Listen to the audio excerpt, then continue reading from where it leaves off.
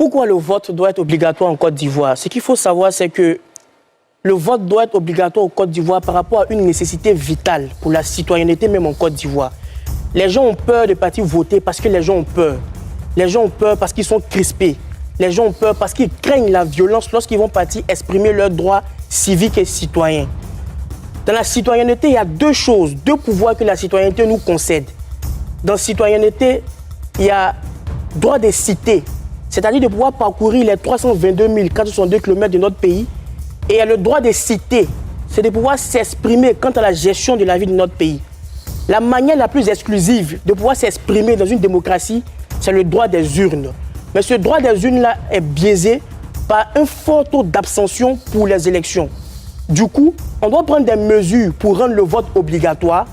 Comme cela, les gens vont partir voter et se rendre compte qu'ils doivent posséder la chose la plus grande que la démocratie leur donne, que de pouvoir élire des dirigeants qui, eux, vont assurer notre bonheur par des programmes et des politiques.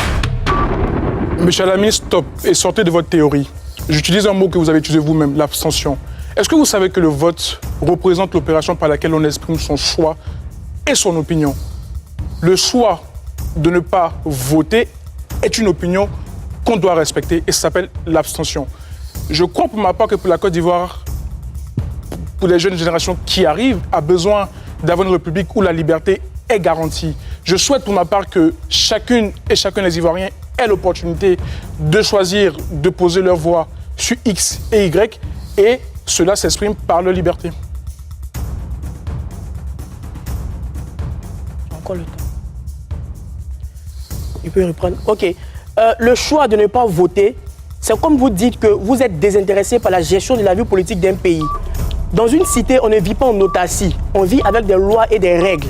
Les députés qui sont censés matérialiser notre volonté à l'Assemblée nationale passent par des votes pour être députés. Le président de la République, qui doit pouvoir initier des politiques publiques pour répondre aux besoins d'intérêt général des populations, passe par l'une pour monter. Donc, dire que je ne vote pas de manière délibérée, c'est que vous devez partir d'un endroit où il n'y a pas la terre et les cieux. Parce que aussi longtemps que vous allez appartenir à une république, il faut un minimum d'actions cohérentes, concrètes pour répondre à nos besoins, des plus importants aux moins importants.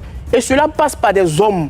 Les hommes là matérialisent cela par des programmes et pour qu'ils puissent avoir des postes sénatoriaux, des postes législatifs, des postes présidentiels, des postes municipaux, il faut qu'on puisse faire des élections. Mais si les gens ne vont pas voter, comment on peut assurer la qualité de ceux qui nous dirigent, donc de ceux qui prennent des décisions pour pouvoir nous gouverner? Est-ce qu'un citoyen qui s'abstient n'est-il pas un démocrate? Un citoyen qui doit choisir entre deux projets.